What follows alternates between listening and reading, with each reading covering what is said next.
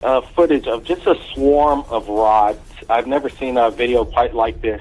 They're definitely not bugs. These things are, staying in their formation, and they're not changing shape. If you guys could take a look at this real quick, and we could comment it on while we're doing the show.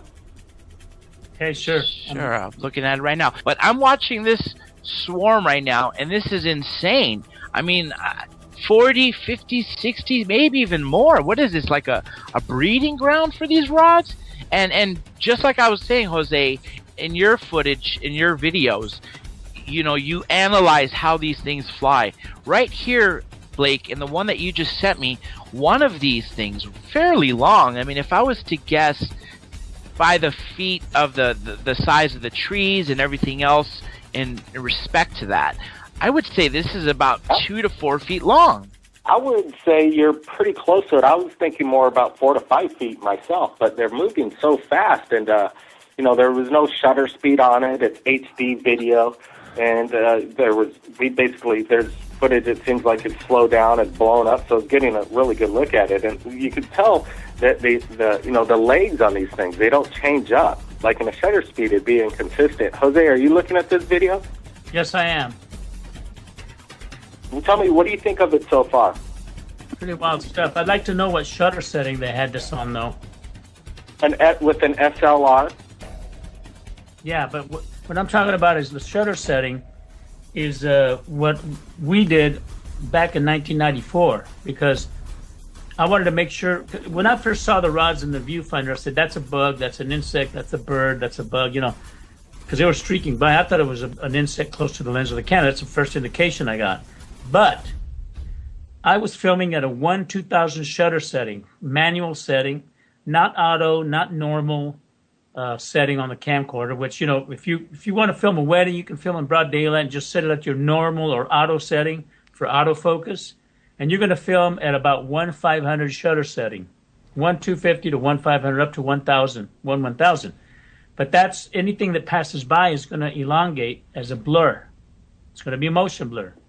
When you film at the highest shutter setting, like 1/2000, I think today's cameras have up to 1/40,000, shutter setting, which is like extremely clarity.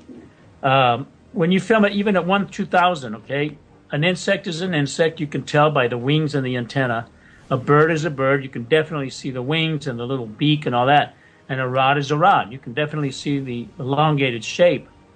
And what we did is I had to do the camera test because I was seeing a lot of stuff in the 1/1000 shutter setting that was similar to this, but it seems to me they might have been just insects because of the camera shutter setting. So this one, I don't know. And here's another thing too. When you're filming insects at a low shutter setting, or even at night, okay? Especially at night, forget it, man. At night, you compromise your shutter setting. They will be elongated like some of these images I'm seeing here. Very long, okay? And then they get smaller. So I don't know. I don't know if this is a bunch of insects fleeting about. I don't know. Jose, you did an experiment where basically you pointed the camera up in the sky and you let it sit there for several, hours, days maybe, and you are always catching these rods. So basically these things are all over the place, right? Exactly. And let me tell you what was thing that we did to verify. The largest. What's that? What was the largest rod that you've captured, or some of the footage that you've seen? I think you had some comparison, and they were absolutely massive. Yeah, there's tornado footage from the Oklahoma tornado of May 1996, I believe, of a news helicopter capturing the tornado as it was ripping across Oklahoma City. And the funnel was 15 miles away from the chopper and the cameras, and there was the cloud front was 10 miles away. And out of the top of the cloud front, there's this white rod that comes out from the clouds and lasts 3 frames of video, comes out and then back into the cloud real fast. Now, that thing must have been hundreds of feet in length because it was 10 miles away. And on camera, it looked like it was about 2 inches long, man, on the TV screen. Then there was also two other rods far away in the distance that are white rods, and they were longer, and they were almost half the width of the funnel, and they went directly into the funnel. You can see them going in to the funnel. And this was at 3,000 feet above the ground, so, it wasn't insects close to the lens of the camera. It was something inside the clouds. And a lot of the skeptics saying, it was just ball lightning. Well, you idiots, ball lightning is not elongated, So that was one of the largest ones.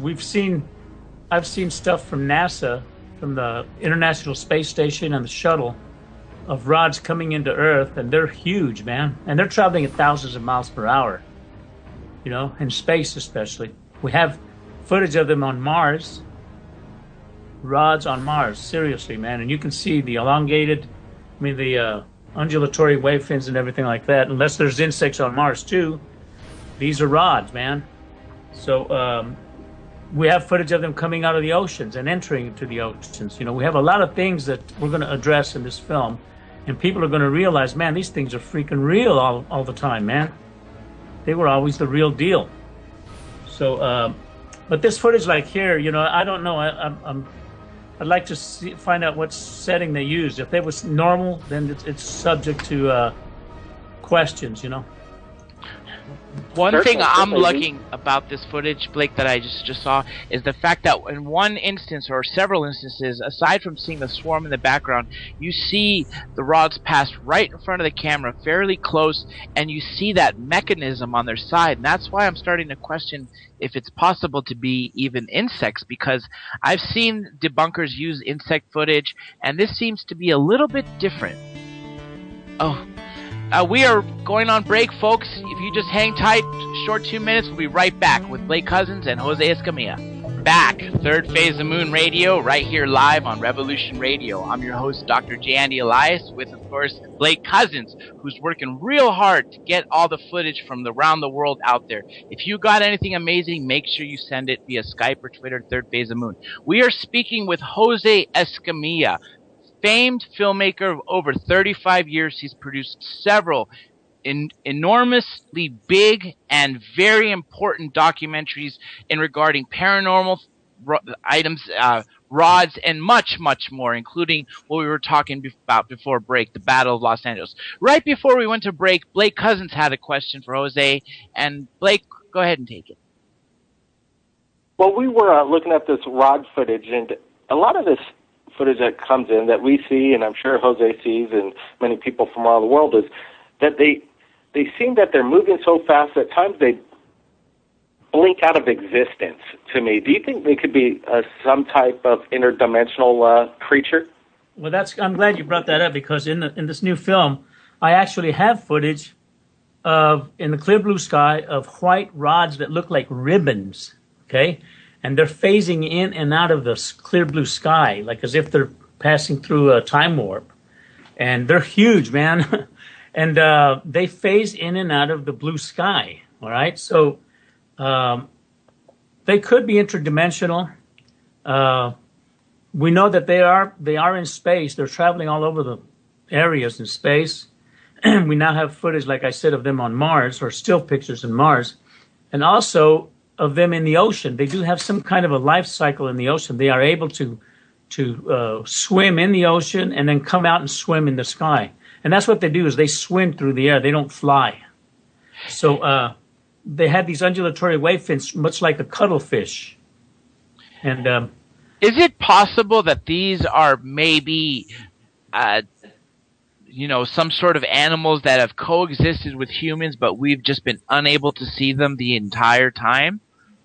Well, yeah, they're, back when I first came out with the very first Rods documentary, the second Rods documentary, we found a creature. We went to the Museums of Natural History here in L.A., the one in Denver, Colorado, and we showed the footage to entomologists, we showed it to biologists, zoologists, marine biologists, and we said, is this kind of a fish, or is it an insect, or what is it, And they didn't have a clue, but they let us look at their archives of all the different types of species they have, even unknown species.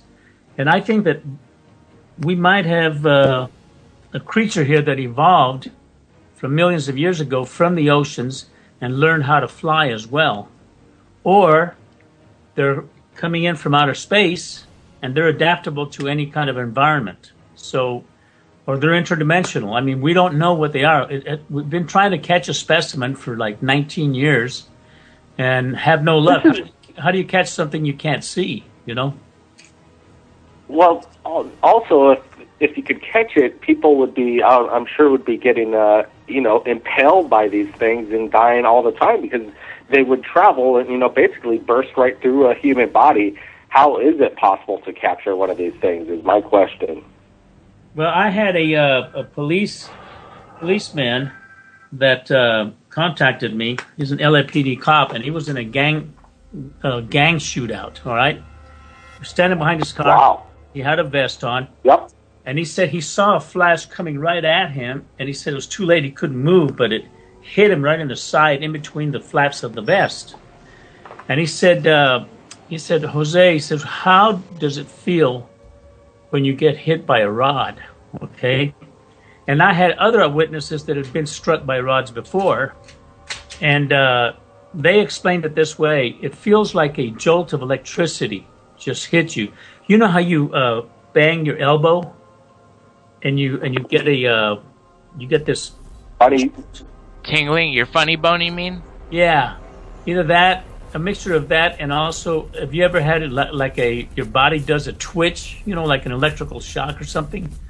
That's the way it felt, to some people that had actually felt that they'd been hit by a rod. Well, that's what the policeman said he felt.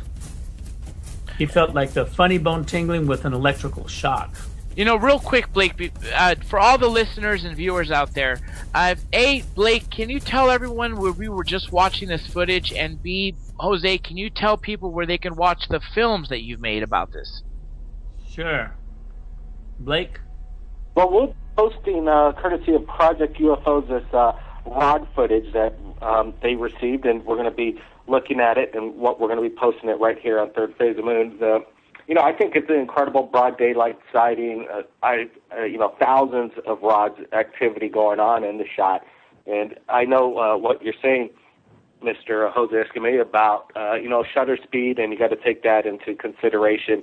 And we'll try and figure out exactly some more facts of what the settings were on that camera from the person who shot it. Yeah, I'd like to go to this location if it's in the States.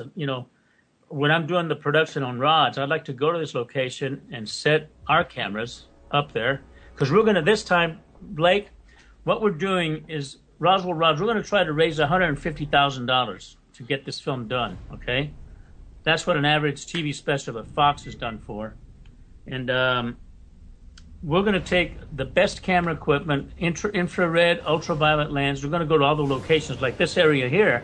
I'd like to find out where it is, because obviously if it is rod activity there, the rule of thumb is you see one, you'll see more, and that's what's happening with this footage here. But I'd like to go there with the professional cameras, high-speed cameras, the whole shebang. We're going to do it right once and for all, because we're going to get the budget. And we're going to make the best rods documentary ever in the history of rods. And I'd like to do that. I'd like to contact these people and find out where they shot this, because we used to film stuff at Midway, New Mexico and Roswell with the high shutter setting. There'd be dragonflies flying around, but high above you'd see rods, and the rods would be flying just as slow as the dragonflies, fleeting, but you know how they do right angle turns, the rods would do the same thing. So this is what's key, is finding locations where there's a lot of rod activity, like this one here, and we'll go down there and we're going to do, for the film, we're going to shoot the best rod footage ever. And that's the whole element, man, is trying to figure out what these things are. Here's another thing. There was footage taken in Gulf Breeze, Florida, back in the 90s. And there's footage. I've got it on my other computer. They've since taken it off of YouTube. But I have the footage. I'm not putting it in the film. They were shooting at the high shutter setting, 1-2000. They were shooting for rods, all right, using the eave of the camera. The eave of the rooftop, blocking the sun. But guess what? What appeared instead was a round orb, a round metallic sphere. And it's hovering there, and you can see it hovering, in its own field of gravity. and then suddenly it darts off to the left. This was on sightings too, by the way. But it darts off to the left. It turns like mercury, you know, metallic molten mercury as it's darting off. It's going so fast. But then in 2 frames, it looks just like a dark rod with white undulating fins on both sides. So even at the 1/2000 or higher shutter settings, maybe what we're filming are spheres that are traveling so freaking fast that even with a high shutter setting, they blur, okay? So there's a lot of things that we're going to discuss in this Rod's film. Here's another thing, though. There's Tiger Woods footage taken by CBS during the PGA tournament in August of 2006. We're all sitting at the bar watching Tiger Woods, you know, having a beer and watching the, you know, just kind of glancing at the golf tournament.